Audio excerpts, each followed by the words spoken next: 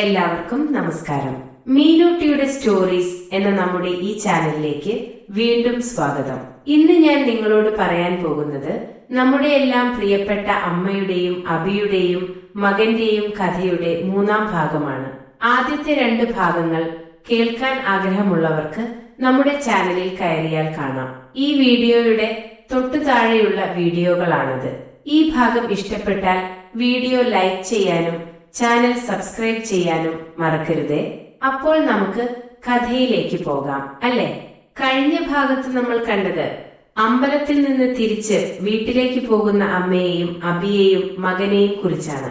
അമ്പലത്തിൽ വെച്ച് കേട്ട ചില കാര്യങ്ങൾ മകന്റെ മനസ്സിൽ വല്ലാതെ കൊളുത്തിവലിച്ച് കിടക്കുകയായിരുന്നു. ഒരു തരം രസമുള്ള അനുഭവമായിരുന്നു അത്. എന്നാൽ അബിക്ക് അത് തീരെ ഇഷ്ടപ്പെട്ടില്ല. തന്റെ അമ്മായിയെ കുറിച്ച് മറ്റൊരാൾ മോശം പറയുന്നത് അവന് സഹിക്കാൻ പറ്റുന്നുണ്ടായിരുന്നില്ല. ഞാൻ എന്തു വേണമെങ്കിലും പറയും, പക്ഷെ മറ്റൊരാൾ എന്റെ അമ്മായിയെ കുറിച്ച് ഒന്നും പറയണ്ട എന്നായിരുന്നു അവന്റെ ഉള്ളിൽ. വീട്ടിലെത്തിയതും നിതിനും കഥയിലെ മകൻ അബിയും കൂടി അവരുടെ റൂമിലേക്ക് പോയി. അമ്മ സ്വന്തം റൂമിലേക്കും അബി നിതിനോട് ചോദിച്ചു, എന്താ നീ ഇപ്പോൾ പോകുന്നില്ലേ? നിതിൻ പറഞ്ഞു, അമ്മ ഡ്രസ് മാറിയിട്ടുണ്ടാകും, ഞാനിപ്പോൾ പോകുന്നില്ല. അമ്മായി ചിലപ്പോൾ മൂഡ് ഓഫ് ആയിരിക്കും. ഇപ്പോൾ പോയാൽ അമ്മായിക്ക് എന്തെങ്കിലും വിഷമമായാലോ?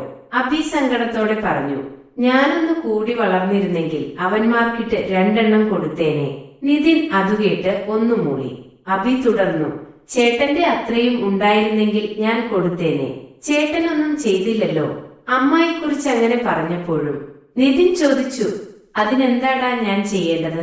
അബി ദേഷ്യത്തിൽ പറഞ്ഞു, ചേട്ടനൊന്നും ചെയ്യണ്ട. ചേട്ടൻ ഇത്രയും വലുതായിട്ടും ഒന്നും ചെയ്യാൻ പറ്റിയില്ലല്ലോ. അവന്റെ ഈ വാക്കുകൾ കേട്ടപ്പോൾ നിതിൻ അബിയുടെ മനസ്സിൽ തന്റെ അമ്മയോടുള്ള സ്നേഹം എത്രത്തോളം ഉണ്ടെന്ന് മനസ്സിലാക്കി. പിന്നെ അബി ഒന്നും പറയാതെ ഡ്രസ്സ് മാറിപ്പോയി. പിന്നാലെ നിതിനും. അമ്മ അപ്പോഴേക്കും ഒരു നീല മാക്സിയിട്ട് വേഷം മാറിയിരുന്നു. രാവിലെ കഴിക്കാനുള്ള ഉപ്പുമാവ് വല്യമ്മ തലേ ദിവസം ഉണ്ടാക്കി വെച്ചിരുന്നു. നിതിനും അബിയും ഡൈനിങ് ടേബിളിൽ വന്നിരുന്നു.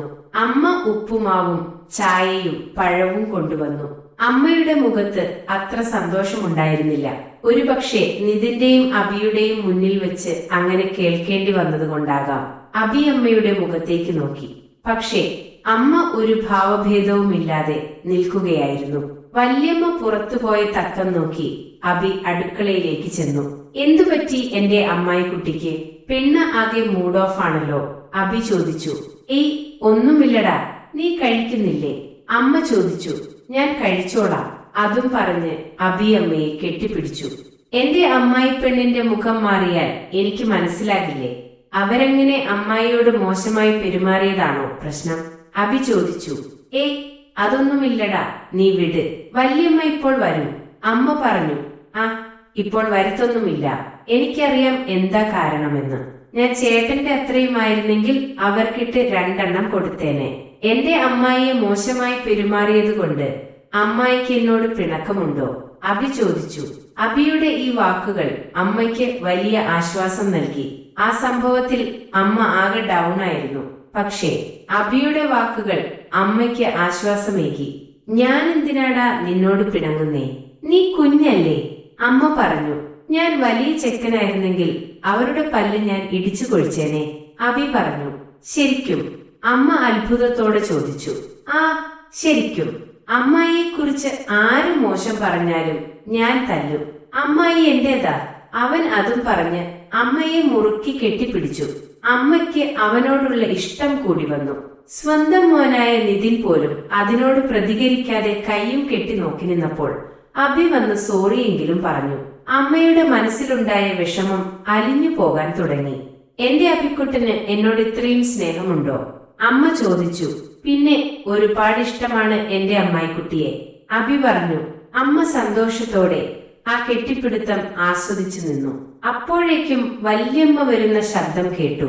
അബി അമ്മയെ വിട്ടുവന്ന് ചായ കുടിച്ചു.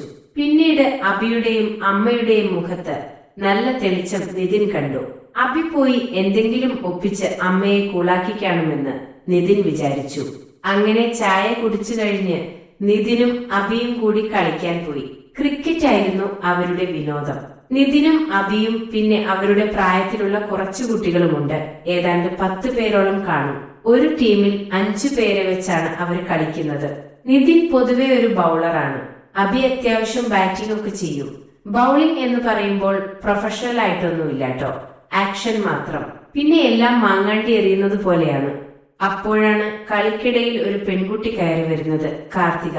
അഭിയുടെ സുഹൃത്ത് കണ്ണൻ എന്ന കിരണിന്റെ ചേച്ചിയാണ് കാർത്തിക. കാണാൻ നല്ല സുന്ദരിയാണ്. അത്യാവശ്യം എല്ലാം ഉന്തിയും പൊങ്ങിയുമുണ്ട്. നിതിന് അവളോടൊരു ക്രഷ് ഉണ്ടായിരുന്നു. അവൾക്ക് അങ്ങനെ വേറെ ലൈനൊന്നുമില്ലെന്നാണ് നിതിൻ കേട്ടിട്ടുള്ളത്. അവൾ കണ്ണനെ വിളിക്കാനൊക്കെ വരുമ്പോൾ നിതിനെ ഇടം കണ്ണിട്ട് നോക്കുന്നത് നിതിൻ കണ്ടിട്ടുണ്ട്. അന്ന് അവൾ ഒരു നീല പട്ടുപാവടയാണ് ഇട്ടിരുന്നത്. സാധാരണ അവൾ അതുതന്നെയാണ് ഇടാറ്. ആ വേഷത്തിൽ അവളെ കാണാൻ ഒരു പ്രത്യേക ഭംഗിയാണ്. അവൾ വരുമ്പോൾ തന്നെ നിതിനെ ഒളി കണ്ണിട്ട് നോക്കി. കണ്ണ, നിന്റെ അമ്മ വിളിക്കുന്നുണ്ട്, കാർത്തിക അവളുടെ അനിയനോട് പറഞ്ഞു.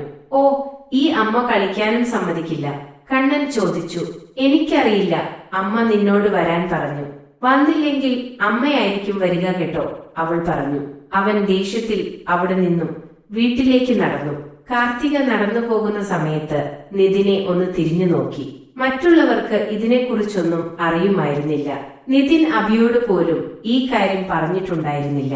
പക്ഷേ നിതിന്റെ ഇപ്പോഴുള്ള നോട്ടവും അവളുടെ തിരിഞ്ഞു നോട്ടവും കണ്ട് അഭിക്ക് കാര്യം മനസ്സിലായി. അങ്ങനെ കളി കഴിഞ്ഞു പോകാൻ നേരം അഭി നിതിനോട് ഇതിനെപ്പറ്റി ചോദിച്ചു. ചേട്ടാ, ചേട്ടന് കാർത്തിക ചേച്ചിയെ ഇഷ്ടമാണോ? നിതിൻ ചോദിച്ചു. അതെന്താടാ അങ്ങനെ ചോദിച്ചത്? അഭി പറഞ്ഞു. അല്ല, ചേട്ടൻ ചേച്ചിയെ നല്ലോണം നോക്കുന്നുണ്ടായിരുന്നല്ലോ. ഓ, അത് ചുമ്മാതാടാ, നിതിൻ പറഞ്ഞു. ആ നോട്ടം അങ്ങനെ ചുമ്മാതാണെന്ന് എനിക്ക് തോന്നിയില്ല. എന്തിനാ ചേട്ടാ എന്നോട് വിളിക്കുന്നത്? ചേട്ടൻ ഞാൻ അവരോട് പോയി പറയുമെന്നാണോ? അഭി ചോദിച്ചു. ഏയ്, അങ്ങനെയൊന്നുമല്ലടാ, നിതിൻ പറഞ്ഞു. എന്താ ചേട്ടാ, നമ്മൾ തമ്മിൽ ഇത്രയും കമ്പനിയായിട്ട് എന്നോടൊന്നും പറഞ്ഞില്ലല്ലോ. അഭിയുടെ മുഖം ഒന്ന് മാറി. അത് കണ്ടപ്പോൾ നിതിൻ അവനെ ചേർത്ത് പിടിച്ചുകൊണ്ട് പറഞ്ഞു. ആടാ, സോറി എന്റെ അഭിക്കുട്ട, നിന്നോട് പറയണമെന്നുണ്ടായിരുന്നു. പക്ഷെ നിന്റെ കൂട്ടുകാരന്റെ ചേച്ചിയല്ലേ, പോരാത്തതിന് നീയും കാർത്തികയും നല്ല കമ്പനിയുമാണ്, അതാ പറയാതിരുന്നേ. അഭി പറഞ്ഞു. ഒന്ന് പോ ചേട്ടാ, എനിക്ക് ചേട്ടൻ അമ്മായിയെ തന്നതല്ലേ. ചേട്ടന് എന്നോട് എന്തും പറയാമല്ലോ. ചേട്ടൻ പറ, ഞാൻ വേണമെങ്കിൽ ചേച്ചിയോട് പറയാം. നിതിൻ പറഞ്ഞു. ഓ, അതൊന്നും വേണ്ടടാ, അത് പിന്നെ പ്രശ്നമാകും. അഭി പറഞ്ഞു. ഏയ്, എന്തു പ്രശ്നം? ചേച്ചിയുടെ നോട്ടം കണ്ടിട്ട് ചേട്ടനോട് താല്പര്യമുണ്ടെന്ന് എനിക്ക് തോന്നുന്നു. ഞാൻ എന്തായാലും പറഞ്ഞു നോക്കാം.